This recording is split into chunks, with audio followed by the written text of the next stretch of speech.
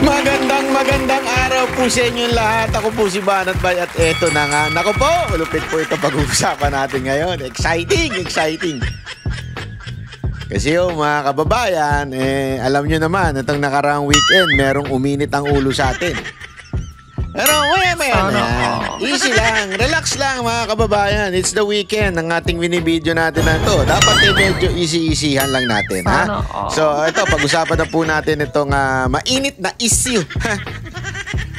Ano po ba yung mainit na issue na yan mga kababayan? Itong si Amy Marcos ay nagpunta sa Dahig. Ayan. Oh, 'di ba? Nagpunta po siya sa Dahig. Humiga po siya sa Dahig. Sa sahig pala. Yung anak ng tutsang kalabaw. Oh, anyway, pag-usapan po natin yan. Kasi meron po siyang tila nilabas na statement. Ika nga. Statement po na kung saan nung una-una napanood po yung kanyang nilabas na statement. Sabi ko, grabe to. Manggang-mangga lang ang datingan. Talagang ginagamit po para po talaga sa kanya pong sariling kapanganan, di ba? Para sa kanyang sariling promotion, ika nga. Di ba po? So, ayan na nga. Pag-usapan natin yan. Ay, nako po. So, etong video na ito, ipapakita ko sa inyo itong video na ito at panoorin nyo po at lawakan po natin ang ating isip. Bigyan po natin ng kaliwanagan ang mga sinasabi niya po dito. Atin po itong pakinggan ho talaga. Okay? Tingnan natin. Let's read between the lines. Ika nga. Di ba meron tayong ganyang klaseng kasabihan? Tayo ay wag lamang pong makinig doon sa sinasabi. Dapat po tayo ay talagang umuunawa dun sa nais na mensaheng iparating. Iba po kasi yung sinasabi lamang at yung mensaheng nais iparating sa taong bayan. Okay? Iba po yun. Kaya nga meron tayong kasabihan na read between the lines, di ba? O talagang intindihin. Yan po ang ating gawin ngayon. Kasi ako talaga nung napanood ko ito, sabi ko, anak naman ng tutsa. Lupit mo, Brad. Ang lupit mo, Day. Iba ka talaga. Yun ang masasabi ko dito kay Senator Amy. Expert. No, ako naniniwala ako yung pagkapanalo ni Marcos, ni Bongbong Marcos sa pagka-presidente, yan po ay gawain ni Amy. Alam mo yun? Yung mula sa pabanguhin ang pangalan ng mga Marcos, yung mula sa sabihin na natin yung ginto na yan, alam ko, sigurado ko, yan yung mga style ni Amy ang ganyan 'di ba, na talaga nga namang ewan ko, matatawag ba nating propaganda yan? Kasi mantakin nyo remember this mga kababayan, remember this, don't ever forget ang mga Marcos na palaya sa Pilipinas because bumagsak ang ekonomiya nung panahon ni Senior, nagkaroon ng mga abusado, nagkaroon ng matinding pandaraya, 'di ba ho, dun sa mga eleksyon. At the same time, talagang yung ekonomiya natin bumagsak noon. At talagang wala na, out of control na ika nga. Kaya nga nagdesisyon ang militar, nagdesisyon ang mga kasundaluhan na magbago na ayusin na. Mali na ho itong nangyayari sa Pilipinas nung panahon ni Marcos Sr. At ladies and gentlemen, nagtagumpay ang mga Pilipino noon at ang gumalaw ho dyan ay malaking factor ho talaga ang mga military. Ngayon, nakita naman po natin, kaliwat kanan ang mga court decision na nagsasabing talagang meron pong tagong yaman, ill-gotten wealth. Napakahirap po kung ikaw ay iisipin mo ng malalim. Napakahirap po paano mo aayusin yan. Nagdesisyon na ang korte. Marami na ang korte ang nagdesisyon na meron talagang ill-gotten wealth. Ultimo nga sa tax. Supreme Court na ho yun.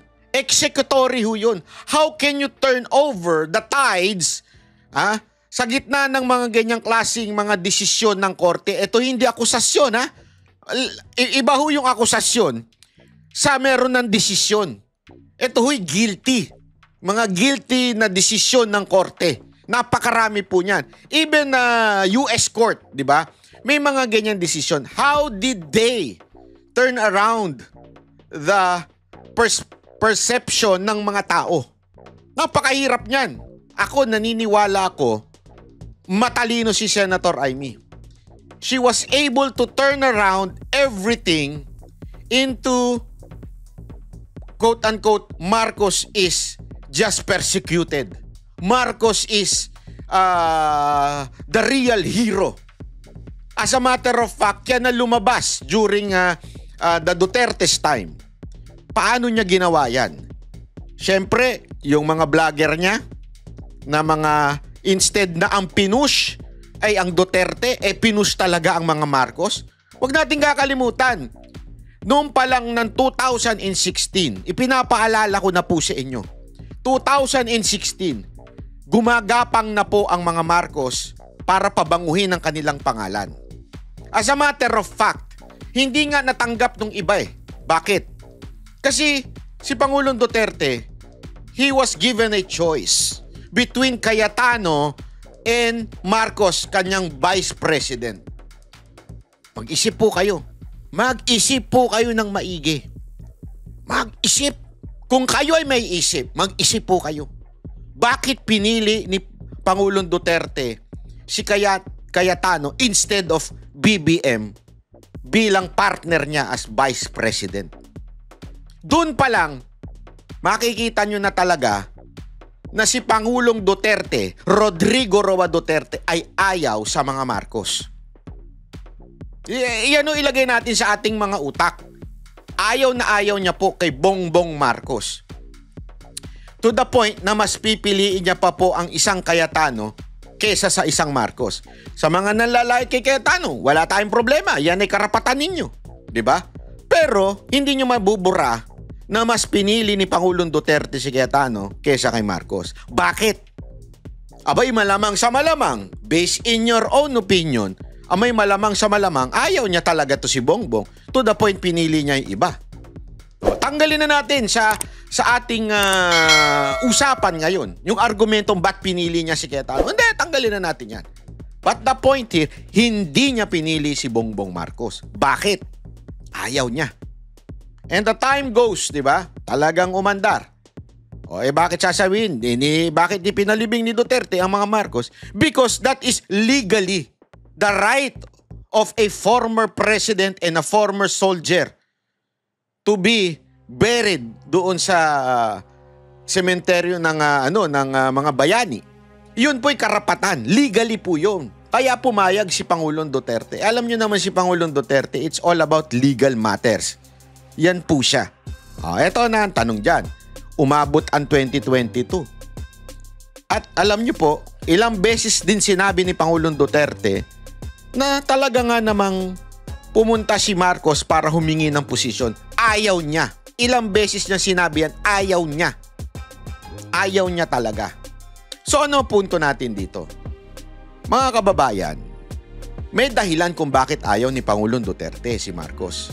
Aside from doon sa sinasabi niya, na alam naman po natin, di ba, alam na natin yung akusasyon ni Pangulong Duterte kay Bongbong Marcos, because talaga namang questionable. Questionable po ang mga Marcos. Yan po ang, wag na natin tanggalin ho yan. And we discovered that. As a matter of fact, marami sa inyo nagsisi. Nabudol kayo. Tama. Okay po yan. But remember, nabudol kayo noon. Why? Because someone, nag-ayos ng perception ng mga tao tungkol sa Marcos. Sino po yun? Walang iba kundi si Senator Amy. Bongbong Marcos did nothing. Nothing! Because, alam naman natin, mahinang nilalango ito si Marcos Alam mo natin yun. Merong naglakad. Merong nagsaayos po nito. And we all know that is Amy Marcos. As a matter of fact, sinabi pa nga yan ni Vice President Sara Duterte, di ba? Na pinakiusapan siya ni Senator Amy tumakbo bilang Vice President kasi hindi sila mananalo kung sila lang. Natalo nga silang Vice President sa hindi pa kilala. Hindi kilala yung si Leni Robredo nun Pero natalo sila.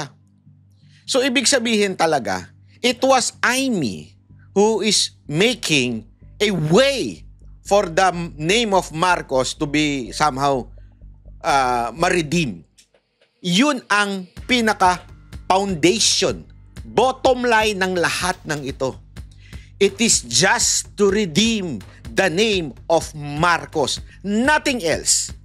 And everything that is happening right now, okay? Ngayon, lahat po nangyayari ngayon o ginagawa ni Senator Amy, it is not for the Duterte.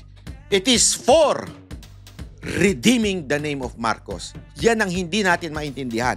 Hanggang ngayon, marami pa sa atin ang nagpapabudol. Yan lang ang motibo ni Amy. Wala nang iba. Yung sinasabing naaawa siya kay Pangulong Duterte, si Amy ay gagawa ng mga ganito-ganito dahil ayaw niya, dahil naggawa sa pamilya ko to. Hindi. Lahat lang yan ay talkish lang po yan. Lahat po lang yan ay propaganda. Ang tunay talaga ay yung paulit-ulit niya sinasabi noon hanggang ngayon. At hindi lang niya sinasabi ngayon, ginagawa niya pa. Ano yun? Never niyang binlame ang kapatid niya. Never sa nangyari kay Pangulong Duterte. Never! Eto mga kababayan, isang katibayan. Nung nagsalita po yung kanilang campaign manager sa Alyansa, tinanong niya sila, ano ba nakita ninyong pagbagsak ng Alyansa? Ang sinabi lang niya, tinuro lang niya yung kamera o yung leadership ng Kamara because of the impeachment. Pero nung tinanong na siya nung reporter, what about the Hague? Medyo iniiwas niya. Iniiwas ni Tiangco yung tanong. Binabalik niya doon sa impeachment.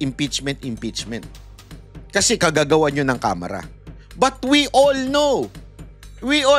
Oo, merong nagawa yun. Merong nagawa na para bumagsak ang alyansa because of that impeachment. But, ang talagang nagpabagsak sa alyansa, yung trigger point, ay yung tinanggal nila si Pangulong Duterte dito at dinala si The Hague. That's the trigger point. And, hindi niya sinisi ang Kamara doon. Bakit? Alam niya kasi. Walang ibang gagawa noon kung hindi ang executive branch.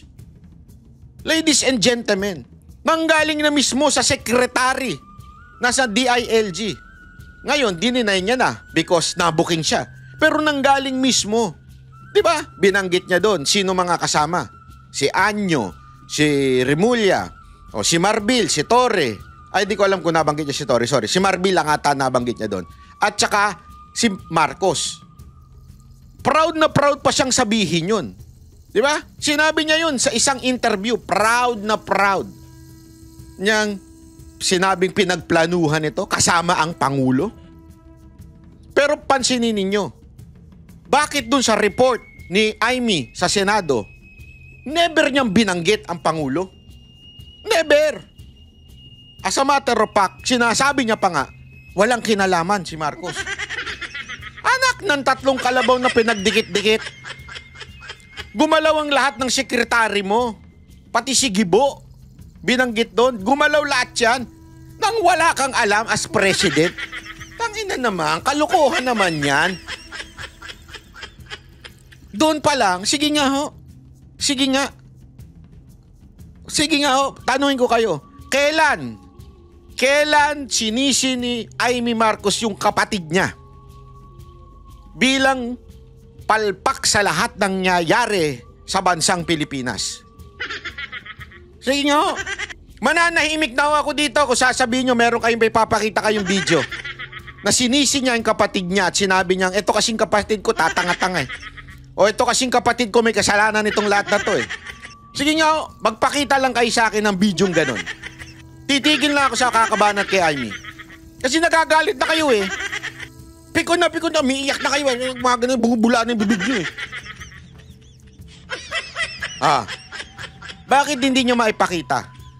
Again, ibabalik ko kayo sa kasaysayan. 2016. Di ba? Doon, tumakbo, natalo. Pero mula noon, binago na. Inaayos yung Perception. They hired vloggers to to make the name of Marcos palatable sa taong bayan. Bakit nila ginawa yun? Because to redeem the name of Marcos. Until now, yun ang kanyang foundation. Yun ang kanyang pinaka-puso. I-redeem lang ang pangalan ng Marcos. Iligtas lang. Kaya nga paulit-ulit niya sinasabi, lagi sa statement niya, may Marcos na natuto. Kasi nga, she wants to redeem the name of Marcos. That's the motive. More than anything else. Everything, yung halimbawang pagkampi sa mga Duterte, one, political survivor lang yan. Remember, nasa alyansa siya. Bakit pa siya nagpa-announce dun? In the first part, nasa alyansa siya. Tumindig pa siya dun sa stage ng alyansa. Nakita niya, naramdaman niya, ay, lahat, wala makagawa sa amin, walang mangyari sa amin ito. So, nirecalibrate niya. Sabi niya, sandali. Teka lang, hindi ko na mabobola ito mga ito. Doon tayo sabi mabobola ako. May mabubudol uli ako. So, lipat siya ng kampo. Tama, mali. And that was the turning point. Hindi dahil naawa ako kay Duterte dahil kinuha siya. That's bullshit. Sorry That's bullshit. Hindi. Kung naawa ka na sa mga Duterte nung una pa lang. Hindi yung kung kailan na pabulusok yung iyong pangalan at pabulusok dahil di ka na mananalong senador, bigla ka na ng awa. Kasi yan yung sinasabi nung iba eh. O sinasabi niya na naaawa siya, ganun. Na hindi niya makaya, na isang matanda na may sakit, ganyan. Katarantaduhan po yan. Bakit kanyo? Hindi, wala kang ginawa doon sa Nung nasa Villamor naawa ka, di ba? Ba't di ka lumusog doon? Sasabi mo na naman, nasa biyahe ka. Ang tagal nila doon Di ba? And don't tell me, hindi mo alam yon. Everyone knows aarestuin na siya. Yung mga vlogger nga nakapunta galing pang Hong Kong. Tapos sasabi mo, hindi ka makakapunta dahil hindi mo alam. Kalat na yun sa news. Nandun pa lang kami nila Pangulong Duterte, ang mga senatoriable, nandun pa lang alam na namin na aarestuin siya pagbalik Ang ginawa, inagahan pa nga Kasi nga delicates pag sa gabi. So, sabihin mo, hindi, wala kaming alam. Kaya siya nagbago. Pansinin niyo may time para magbago sana siya nun. Pero hindi Nung nararamdaman niya nagalit na ang taong bayan dahil nadala na si Pangulong Duterte doon. And there was massive rally all around the world. Hindi lang sa Pilipinas pero buong mundo. Nakita niya po yun. Kaya siya tumalon. Sandali. Yung dalawang bangka na sinasakyan ko, palubog na talaga isa, may tubig na As in 3/4 na yung tubig, konti na lang, lubog na yun Talon na ako ngayon dito sa Duterte. Nakikita nyo na. Kaya siya biglang talon. And yes, she was saved. Totoo yan. She was saved because tumalon siya. She was saved because yung iba sa inyo nagpabudol. That's the truth. Pero hindi naman lahat. Kasi kung titingnan nyo yung mga Mindanao absentee voting, hindi naman siya pasok Ang pasok doon si Gringo tsaka si si pangalan nito, yung isa, 'di ba? Si Kerubin, 'di ba? Hindi siya pasok. So marami sa mga taga Mindanao and Visayas, even the uniform personnel, hindi nabola, hindi nabudol. Yung iba lang sa atin. Ngayon, eto nakikita ko na naman, binubudol na naman tayo. Ay pala kayo pala. Sorry naman. Hindi ako kasali. Yung iba lang pala, hindi lahat. Yung iba binubudol na naman kayo. 'Di ba? Kaya ako nagsalita. At ipapakita ko sa inyo ngayon kung ano yung pambubudol na yon na ginagawa niya. Walang personalan ito. Meron lang talagang nag-react. Yung si Joey. Di ko kasalanan yun. I mean, ako, ang tinatabla ko lang doon, yung kanyang sinabi. Hindi siya. Todo ang react. Napapagalataan tuloy. Hindi ko na po kasalanan yun. Diba? Panoorin muna natin, ano ba yung sinabi niya na talagang tumindig ang balahibo ko. Sinabi ni Senator Amy. Eto ho. Together, we will bring PRRD. Wow, together we will bring PRRD. Wow, parang may kinalaman ka. Hindi, yan pa lang eh. Together we will bring PRRD.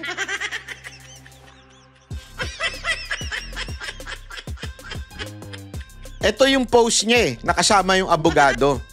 So para talagang pinalalabas niya na she's gonna do something and I'll be part of this team to bring home Duterte. Yan po ang sinabi ni Senadora Amy Marcos matapos makipagpulong sa legal counsel ni dating Pangulong Rodrigo Duterte na si...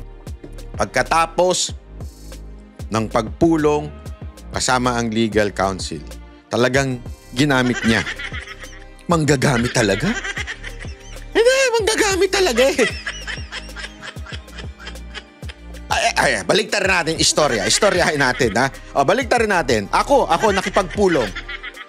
Ako nakipagpulong kay Attorney Kaufman. Sabi ko, at bigla ako nag-post. Iuuwi namin si Duterte. Ano mararamdaman ninyo? Hindi, wag na tayo mag-ano kasi yung iba dinadaan sa technical eh. Ikaw simpleng tao. Uy, si Banat Bay, may kinalaman. Talagang grabe ka talaga Banat Bay. Bayani ka. Kasama ka ni Kaufman, dadalin mo ang Pangulong Duterte pabalik dito. Di ba? Yes, you would say it's not literal. I know you would say that. But, to the ordinary Filipino, yun ang magiging interpretasyon. Yung mga matatalino, hindi mabubudol doon. Pero we all know na meron siyang quote-unquote target, yung mga madaling mabudol. Kaya nga pag titignan mo yung mga comment sa akin, ang mga nakasulat doon, mga troll mga walang account, mga nakatago, walang friends. Alam mo, sabi doon, hayaan na natin tumulong si Amy na kung hindi naman dahil sa hearing ni Amy, hindi matutulungan ng pag-uwi kay Duterte. So talagang ang packaging nila ng kanilang team, whoever, sino yung mga yon, di natin alam kung sino yung mga pinuno ng mga Iminatics vlogger. Yung team nila, ganun ang tema. Tumutulong si Senator Amy sa pagpapauwi kay Duterte. Kaya nga ipinost yun with the picture of the lawyer. Now tell me, sige, kayong mag-isip. Tell me I'm wrong. Tell me na hindi intentional yung pag-post niya with a picture of the lawyer. Tapos siya nang sasabihin niya. I know. Ako alam ko na kagad yung palusot ng iba eh. Sasabihin nila, hindi yan literal. Ayan po, legal matters. Ano yun, kasi gagamitin yung sa hearing yung sigurado ko yan eh. But again, iba ang konsepto ng ICC sa konsepto natin ng korte sa Pilipinas. Hindi pa pwedeng makisawsaw ang sino man. Talagang yung abogado lang, wala nang iba. Ganon kahigpit po dyan, iba usapan dyan. Bakit nakikiklaim ka? Kasi somehow, you know na may nabudol ka. You know na may mga ordinaryong Pilipino, sorry for the term, medyo gullible. Sa Tagalog, uto-uto. Madali mong mabola. Pero hindi ho lahat.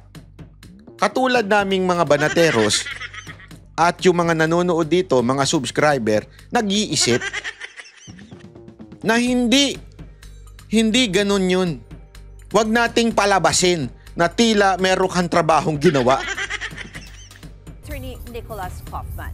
Nagtungo sa The Hague, Netherlands si Marcos kasama si Vice President Sara Duterte. Sa kanyang post, sinabi ng senadora na batid daw niya ang pakiramdam ng mawalay sa sariling bayan dahil naranasan na nila ito noon. Kaya simulat sa pool ay alam daw ni VP Sara ang opinyon niya tungkol sa ani ay hindi katanggap-tanggap na sinapit ng dating Pangulo. So, biktima na naman kayo. Tingnan ninyo kung papaano niya tineturn yung tides. Tingnan nyo, ano pinalalabas niya? Hindi, biktima rin kami ng ganyan. Biktima. Sandali, bigla kayo naging biktima? Hindi kasi, tama nga naman, pinatalsik yung pamilya nila. Pero sandali! Sandali! Iba usapan ninyo. Iba yon. Taong bahay na nagpatalsik sa inyo nun. Ito, hindi taong bayan na nagpatalsik kay Duterte. Politika.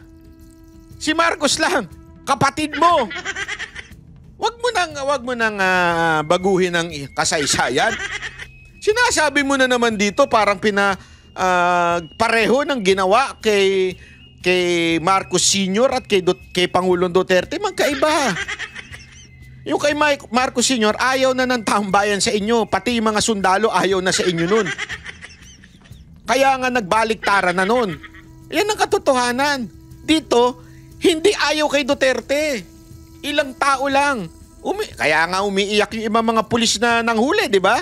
Bakit? Kasi nga po, hindi ho sila sold na dapat dalhin si Pangulong Duterte doon. Di ba?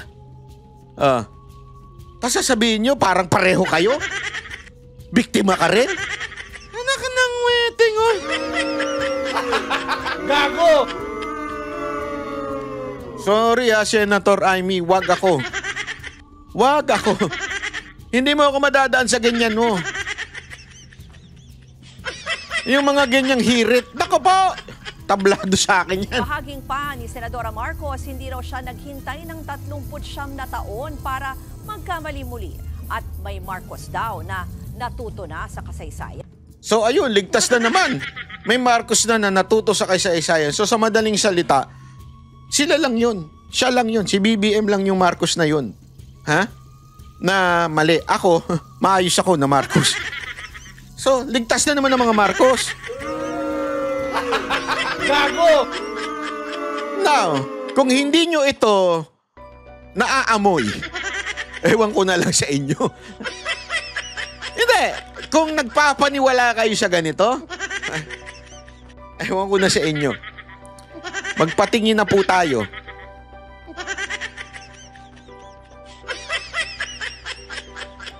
Basta ako, alam ko kung bakit yung iba nagpapaloko. Kasi, mahirap nga naman mabuhay ngayon, lalo na walang kita ang vlog mo. Git pa ng senadora, hindi siya nagtungo sa The Netherlands para magdrama, kundi para tumulong na magawa ng paraan ng pagpapauwi kay dating Pangulong Duterte.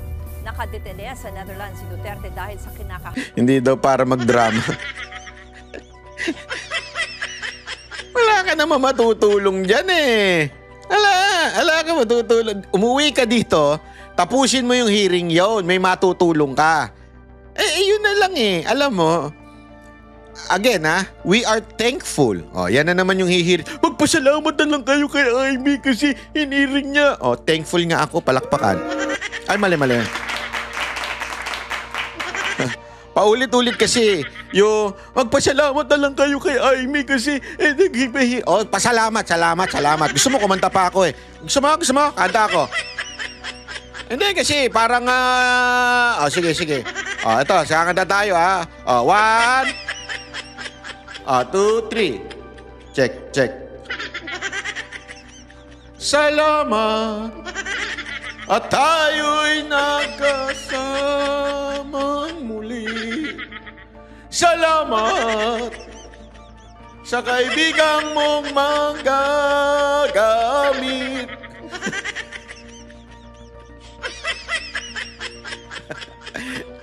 Hindi. Kasi hihirit na naman iba. Magpasalamat na lang kayo. Nagkaroon pa ng hearing. Dahil kay Amy na yung hearing. Ayan nga, salamat na nga. Ulit-ulit yung salamat na yan, ha?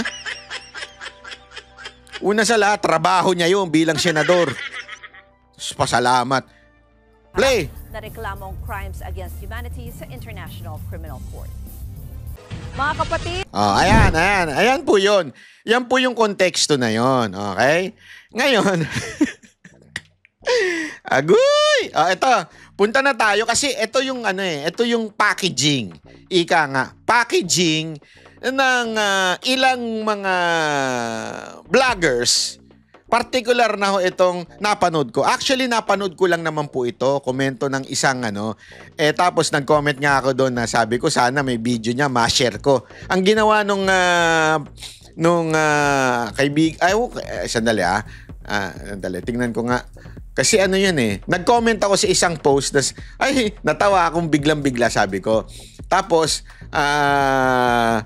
eto na nga, nag-comment siya, sabi niya, nag-send siya ng message sa akin with that video. Okay? So, sinend niya sa akin yung video na yan. So, shinare ko naman yung video. Okay? So, eto yung video na yon na kinainit ng... Saan na ba yun? Nawala Ito ba yun? Hindi. Naku, hindi ko pala nailagay. Hindi, nailagay ko yun Saan na yun? Hindi nga. Wait ito.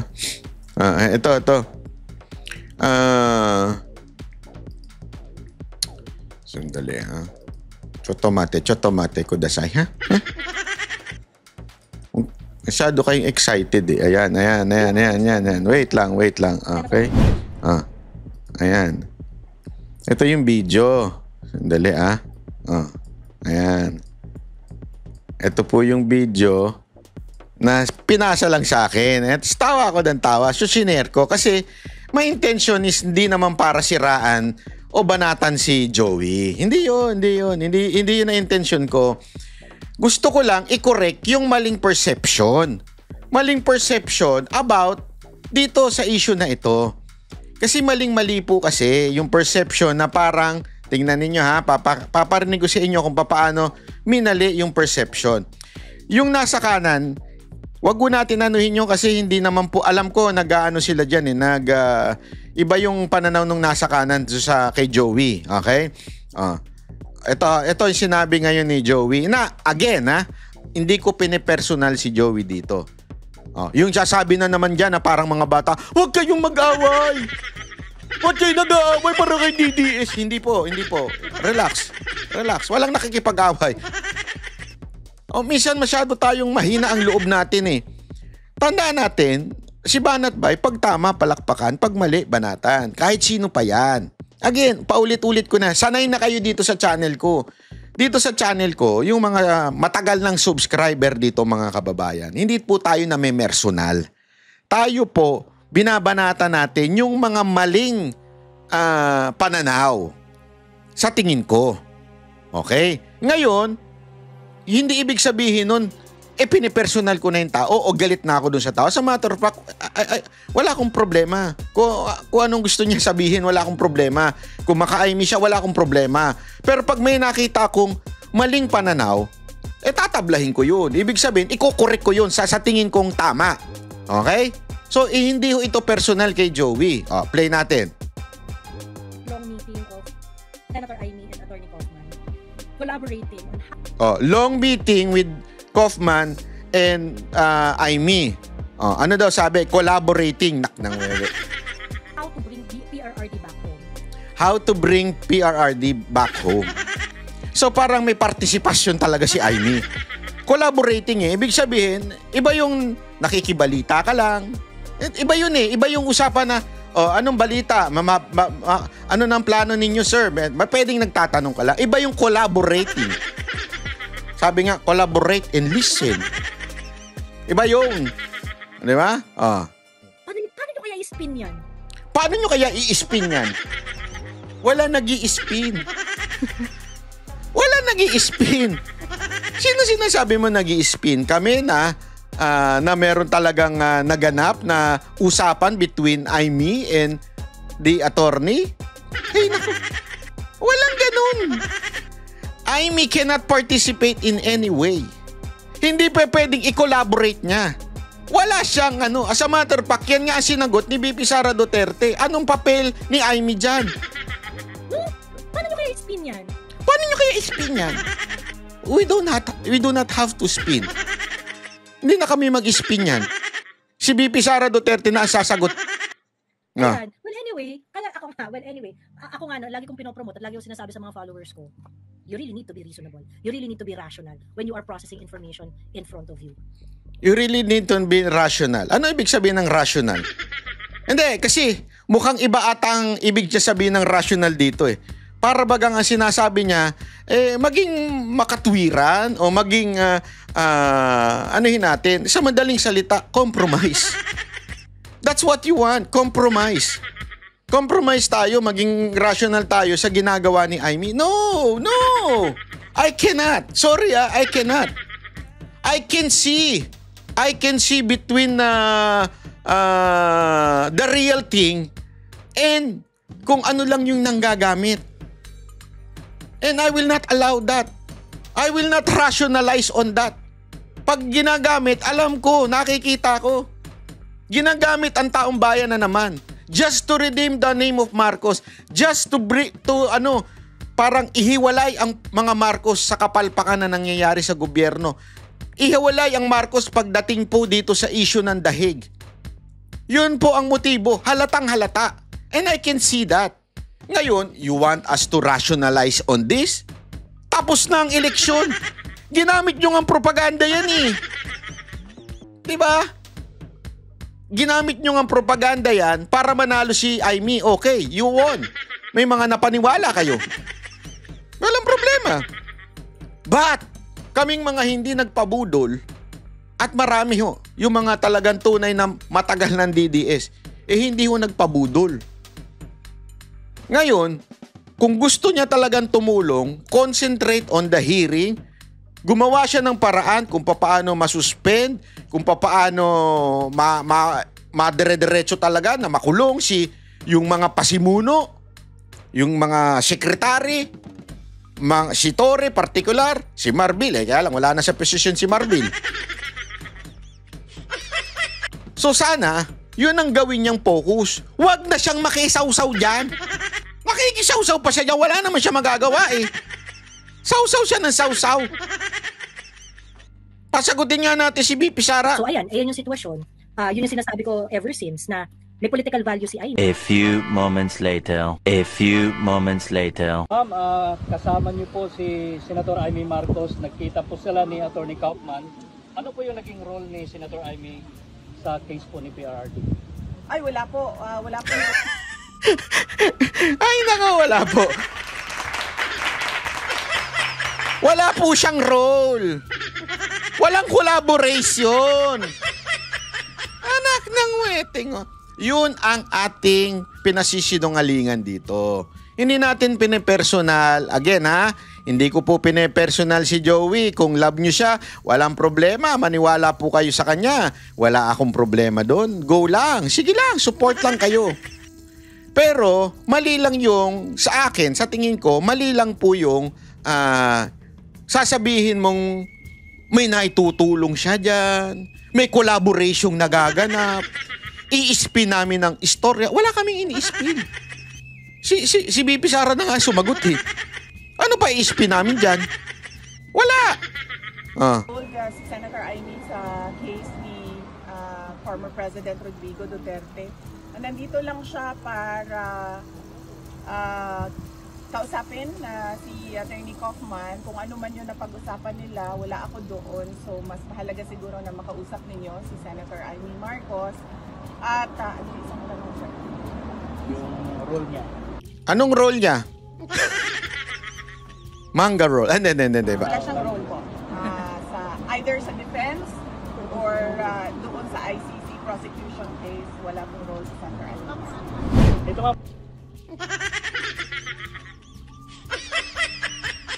Walang spin. Walang spin na sinasabi mo, ma'am. Walang spin. Ayan na po, malinaw na malinaw. Wala po siyang role. Wala, malinaw. Wala siyang role, mapa-defense, wala. Hindi siya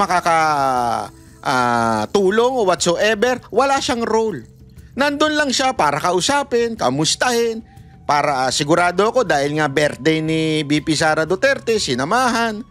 At 'di ba meron pa diyang ano na parang gusto atang ewan ko if that is true gusto niyang madalaw, tama pala, nasa interview pala yan. Sa buong interview. Gusto niya makausap si Pangulong Duterte, bawal nga po. So wala talaga siyang role. Nada. Wala nang spin dyan. Kung ano man yung spin na sinasabi mo, Madam Joey, wala pong spin. Nada. Kasi wala naman dapat i-spin eh. Dahil wala naman siyang ano dyan eh. Wala naman siyang tulong dyan. Wala siyang ambag. Wala. Wag na natin ipagpilitan. Kasi pinagpipilitan pa natin na merong collaboration na gaganap between Senator Amy and the lawyer. Wala nga eh. Ay, kasi yun eh, collaboration. Collaboration daw. Na meron parang, alam mo yun, wala talaga eh. Ano gagawin natin? Wala. Walang spin dyan. Wala na ibang paliwanag dyan. Kung hindi, ano ba papel ni Amy? Wala. Ba't siya nandyan? Wala.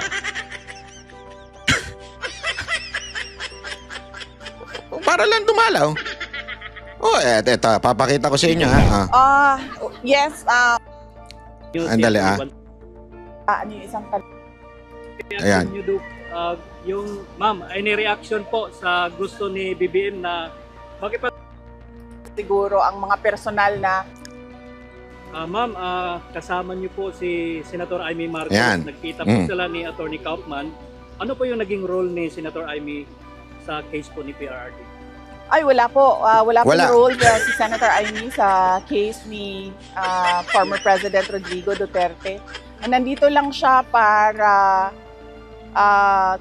kausapin si Attorney Kaufman. Kung ano man yun na pag-usapan nila, wala ako doon. So, mas mahalaga siguro na Mas magaling pa pala si yung mga nagsasabing merong collaboration, no?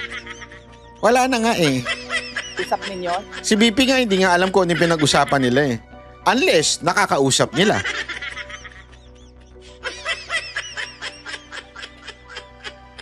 Hindi, ito isipin nyo Nung tinanong si BP kung ano daw ba, sabi niya, siya na lang tanungin nyo kasi sila nag-usap. Pero wala siyang ano dito, wala siyang papel dito. Pumunta lang siya talaga para kay Duterte. Sa akin, birthday ko, tsaka si Duterte, di ba? So wala siyang papel dito. So, mismong si BP Sara Duterte, hindi niya alam yung pinag-usapan ni Kaufman at saka ni Amy. Unless may ibang nakakausap ni Joey si Amy, baka alam niya na kaya may collaboration. Hindi ko alam Pero ako, I will take this as is. Hindi ko na kailangan to i-interpret. Simple wala siyang kinalaman. Tapos. Si Senator Amy Marcos. At ano yung isang tanong, sir? Yung role niya. Wala siyang role po. Wala siyang role. Ano siya? Mango roll nga. Either sa defense or doon sa ICC prosecution case, wala pong role si Senator Amy. Uulitin ko, sa may mga hihirit na naman dyan, magpasalamat na lang tayo kasi may hearing. Salamat po. Gusto nyo, kantaan ko uli kayo. Paulit-ulit na yung salamat Nung palang hearing yan, nagpasalamat na ako Ngayon, pasalamat pa rin. Salamat po. Marcos. Ito ma'am, last question na lang kasi ito kasi yung usap-usapan ngayon Ewan ko lang kung pwede ito. Wala na, iba na yan. Tungkol na kay ano yan. Di ba? Ito, sagutin lang natin yung mga ibang pahayag ni Joey. Ito, sasagutin natin objectively Hindi natin babanatan si Joey. Babae yan Gagamit ng ano yan, delicates. Hindi ko sinabing gagamitin niya. Pag gumamit ng ano yan, mahirap pa naman pagka kinontra ang babae. Kasi nga, sabi nga, ang babae ay laging tama. Pag ang lalaki, tama, mali pa rin ang lalaki. Tama pa rin ang babae. Kaya mahirap talaga pag ginamitan na ng ano. Baka gamitan ng iba. Hindi ko sinasabing si Joey Baka gamitan ng iba na mga ano yan, gender issue. Kaya sasagutin natin ng very objective. Ika nga. Very objective. O, ayan. This is the problem of people with limited understanding of legal process. English yan, kaya matalino yan. Pag English, matalino eh. Inday is answering as a lawyer. Ang galing ng interpretasyon. Hindi ba Inday is answering as a daughter? Kasi katabi niya yung nanay eh. So, hindi as a lawyer. Sabagay, English, matalino pag English. Role of Senator Amy in the case? Malamang wala. She is just a reference. She's not part of the defense team. She just submitted her findings in the Senate, which Attorney Kaufman had used already in some of his findings. Bayani talaga, oh. Bayani ang dating. Kagaya lang yan ng role ni Conti sa ICC. Wala siyang role sa prosecution ng case itself. Pero alam mong siya ang tumutulong sa mga victims kuno. Juice me.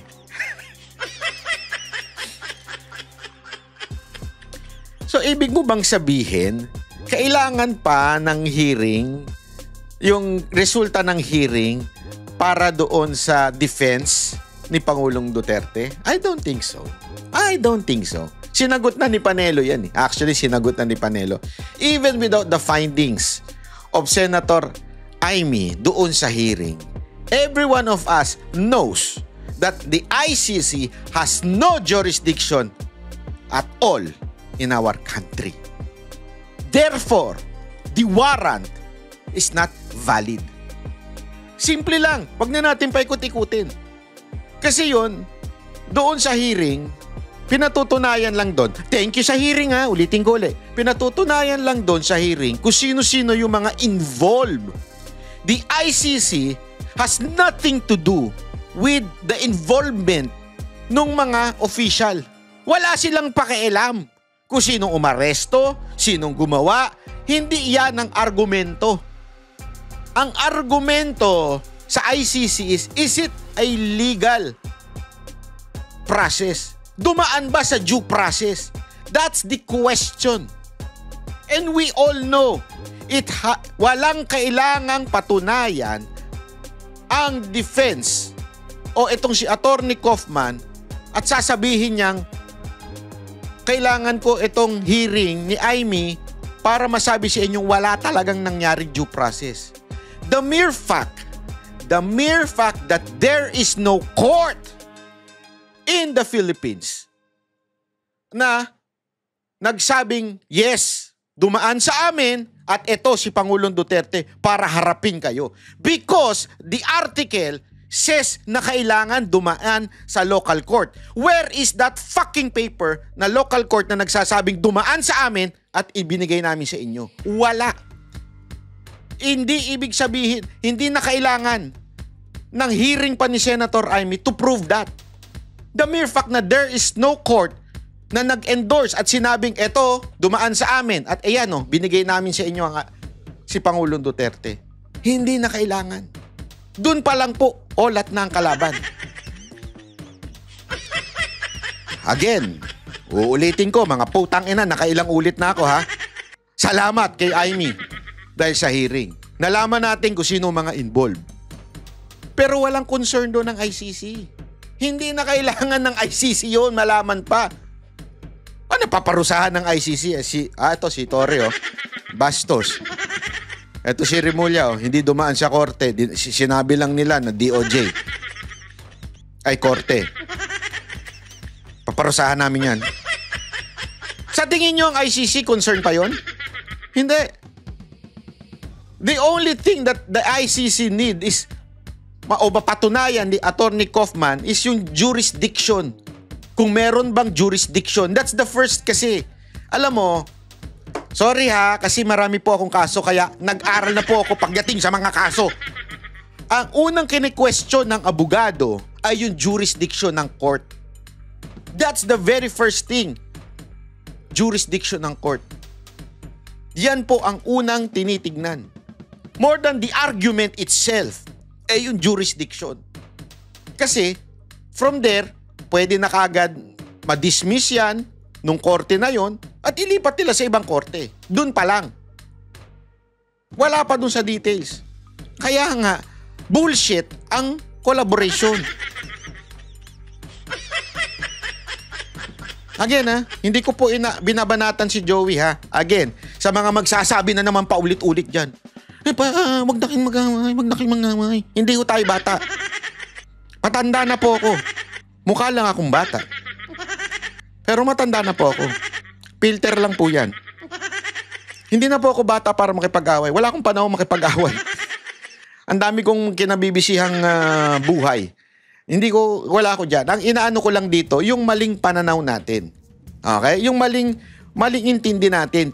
Gusto ko lang linawin sa inyo. Ngayon, it's up to you kung maniniwala kayo o hindi.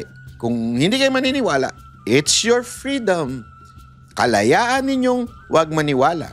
Pero yung pipigilan nyo akong tablahin ang ilang kasinungalingan, ay out po kayo dyan. Wala po kayong karapatan na sabihan ako na wag kang magsalita. Wag mong tablahin si Amy. May nakita akong mali Anong gusto, manahimik ako? Nakita ko talagang mali Anong gagawin ko?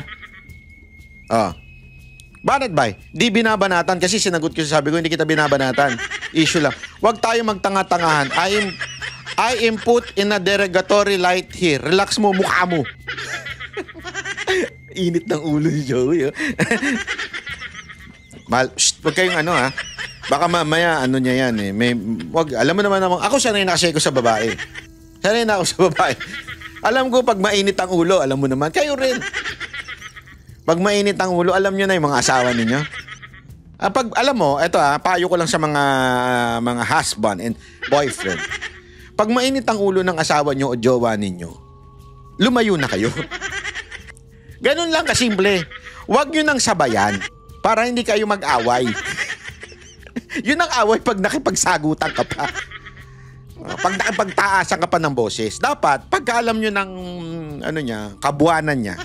Hindi ko sinasabing kabuanan ni Joey I mean lang pag ganun yun. Ito pang general statement lang. Kasi ako, kabisado ko mga babae, mga toyo ng mga babae. Tandaan ninyo, marami tayong artist. Alam ko yan, paano pag nagkasabay-sabay ang toyo niyan, dahil nga naman, monthly period nila. Minsan, you just have to, alam mo yun, keep quiet. Hayaan mo sila. Again, balik tayo sa topic. Hindi ko si Joey sinasabi ko Sabi dito, di binabanatan. Huwag tayong tanga-tangahan. I'm put in a derogatory light here. Yan ang argument niya. Pinut ko daw siya sa derogatory light here. Relax mo mukha mo. Hindi po. Hindi. Ako, yung issue lang, Madam Joey, this is not about us. Huwag natin isama yung sarili natin dito. Minsan kasi, yan ang tendency ng mga vlogger lahat po tayo nagkakamali dyan. Ang mga tendency na ng vlogger, masyado silang nagiging emotional. Nagiging, porket merong tumutol sa kanila, iniisip kagad nila na ito ay pambabastos sa kanila. Hindi ganun yun. Ako sasabihin ko na sa inyo, ako natutunan ko na yan. Whenever akong kinokontra ng sino man, mga vlogger o kaya ng mga trolls, hindi ko pinapersonal. As a matter of fact, di ko na nga binabasa. Hindi ko pinapersonal. Kaya ko naman binasa to kasi kakilala natin ito. Siyempre, sasagutin natin kung may mali siyang paratang. Ako, ihiwalay natin ang sarili natin dito. This is not about you and not about Banat Bay. It's not. And then, wag ko natin ipasok sarili natin. The world does not revolve around us. Okay? Let's talk about the issue. The issue is, walang papel si Amy doon at nagpapapel-papelan lang siya doon at nagmamangga-manggahan lang siya doon. That's the issue. Ngayon, sinabi mo na there was a collaboration, maybe there was a collaboration, o maybe there was...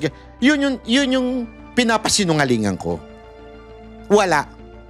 Ngayon, bakit kita isinama doon sa video? Una-una, hindi akong gumawa ng video. Natanggap ko lamang po yun. Pangalawa, kasi doon sinasagot ni Vice President Sara Duterte yung mga quote-unquote the idea na Amy Marcos was there to do something about the case. Di ba? To collaborate with Attorney Kaufman. No. Walang papel si Amy doon. Yun yung sinasabi ni VP Sara Duterte. And that was true.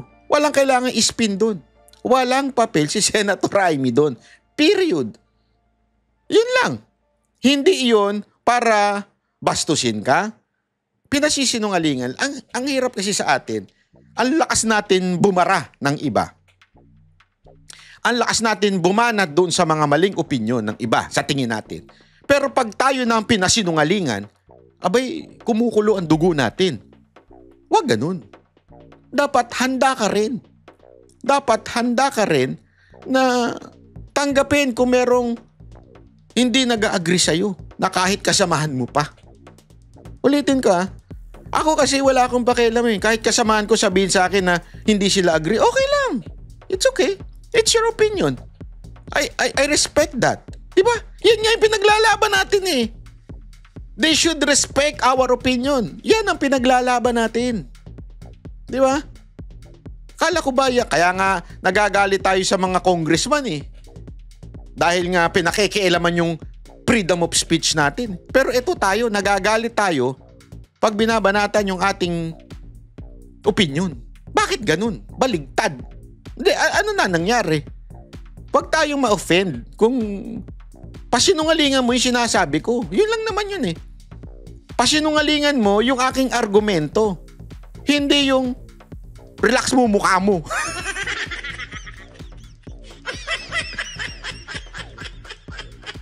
Lumalabas tuloy yung ano natin eh, yung pagiging ako okay lang ako, wala akong problema kasi hindi naman ako na-apektuhan dyan sa mga ganyan. Okay lang sa akin, hindi naman na hindi naman yan. Hindi, sa akin ako wala akong problema dyan. Kaya nga ako natatawala, puro tawa lang ang reply ko dyan eh.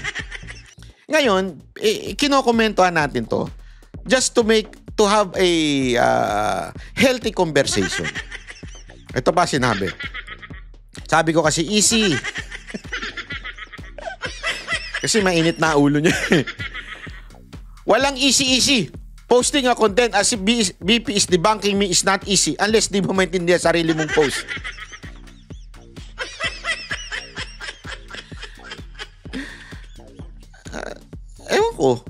Ewan ko sa'yo, sa totoo lang.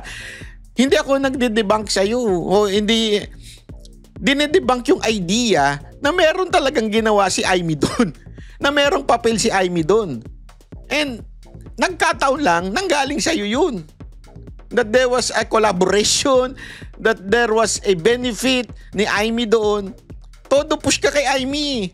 Hindi ko alam bakit eh. Ewan ko sa inyo. Ako, sinasabi ko lang naman, walang papel si Amy doon. Ito na si VP Sara Duterte. Again, hindi tungkol sa'yo yan. Tungkol yan kay Amy. Bakit mo ginagawang tungkol sa'yo? Masyado ka nasaktan. Hindi, yun lang sa akin. Hindi ko magets, bakit ka masyadong nasaktan? Hindi naman tungkol sa'yo yan. It's tungkol doon sa sinabi mo. Na sinabi mo, may collaboration, i-spin namin. Wala nang i-spin. Ayan na nga mismo si BP na nagsabi, wala siyang papel. Ano role niya? Wala. Ayun na yun. Hindi na kailangan ipaliwanag pa yun. Walang spin doon. Ngayon, ayun lamang po ay isang pagsasalita para lamang po ma-debunk yung ganong klaseng pananaw. Yung ideya na grabe, ang laki ng utang na loob ng bansang Pilipinas kay Amy. Na parang ibabalik niya. Sino nagsabi nun? Siya. Si Amy. Sabi ni Amy, di ba? We will bring back together. Kasama pa si E. Kaufman doon. Oh. We will bring back. Yun ang dinidebunk natin. Na sandali, wala kang papel dyan. Wala. Si BP na nagsabi, wala kang papel dyan. Tapos sasabihin mo, we will bring back together. Kasama mo si Kaufman. We will bring back together Duterte. Yun yung pinasisinungalingan natin. Nagkataon lang, may iba kang, same yung sinasabi mo doon sa sinasabi ni Amy. Kaya tuloy, na-debunk ka. Yun lang yun eh. O ngayon, kung mali yun, o di pa sinungalingan mo. Ganun lang kasimple. Explain mo sa tao, bakit ganun? Na wala naman pala siyang papel. Pero kung ano-ano sinasabi niya. Di ba, naintindihan natin? Huwag tayong masyadong, kasi yung iba dyan, meron pa ako nabasa dito eh. It's sad na makita nag-aaway-away. Walang nag-aaway-away dito. Paulit-ulit nating sinasabi yan. Hindi ko maintindihan bakit ba paulit-ulit ninyo sinasabing may nag-aaway. Walang nag-aaway. Sinasagot lang yung mga opinyon. Kalayaan natin eh. Huwag tayong masyadong emosyonal. Na tila para bagang, so everything that we say is correct. Lahat ba kaming mga vloggers, lahat ba tayo nagsasalita ay tama? Maging ako, tama.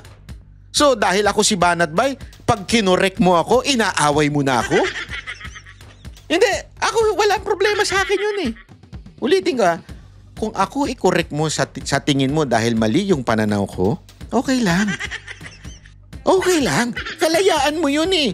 At ako i-encourage pa kita. Kasi yan ang malayang pakikipagtalaktakan, malayang idea. Kasi kung gusto nyo yung, huwag kayo na mag-away. So, totoo yung sinasabi nila na panatiko lang tayo? Totoo yung sinasabi nila na tayo ay mga kulto lang? Na sunod-sunuran lang? Hindi. Hindi ako papayag doon. Tayo ay malaya. Malaya tayong pasinungalingan ng anumang mga mali sa tingin natin. At hindi tayo, hindi. Kasi sinabi ni ganito yan, DDS yan, tama yan. Sinabi kasi ni ganito yan, tama yan kasi supporter yan. Hindi dapat ganun. Lahat tayo nagkakamali. Pag may nakita kayong maling argumento, sa tingin ninyo ay mali ito, huwag niyong paniwalaan agad-agad. Pwede niyo sabihin, hindi ibig sabihin, away na kaagad. Ang babaw po nun. Ang babaw po nun. Medyo iangat natin ng level. Kasi kung gusto nyo ng ganon, alam mo kung anong klaseng ganong ugali? Ugali yan ng mga tanso. Ugali yan ng mga loyalista. Hindi tayo ganon. I hope hindi tayo ganon. So, at again, paulit-ulit ko naman pong sinasabi na kung medyo takot tayo at madali tayong masaktan, ay, ladies and gentlemen, maybe Banat Bay or the Banateros is not right for you. Kasi we say what we think is wrong. Whether kahit kanino pa nanggaling yan, as long as it is wrong, banatan yan. Yun lang naman po. Again, hindi ko sinasabing kami ang tama o ako ang tama. Hindi. Again, kung gusto ninyo, sa tingin ninyo, may mali akong nasabit, mali akong opinion. Aba, sabihin mo, pasensya ka na, Banat Bay. On this part, I do not agree. On this part, kasi ito sa tingin ko. Okay lang. Karapatan mo yan. May sarili kang utak. Hindi ka dapat nadidiktahan. As a matter of fact, I appreciate that kind of thinking. Na nag-iisip ka at hindi ka lang sunod-sunuran. Yan ang dapat sa atin. Kasi yan ang mas gusto ko kasi 2028 na. Baka mamaya, sobrang push nila kay Aimee. Sobrang promote nila kay Aimee. Dahil ayaw mong questionin, dahil ayaw mo nang nag-aaway-away. Mabudol ka uli.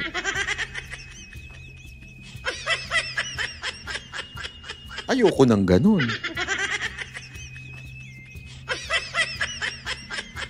Sana lang naman, sana lang naman po ay magbukas tayo ng ating pag-iisip. Huwag tayong sunod-sunuran. Hindi po pag-aaway ang tawag dyan. Yan lamang po ay pakikipag-argue.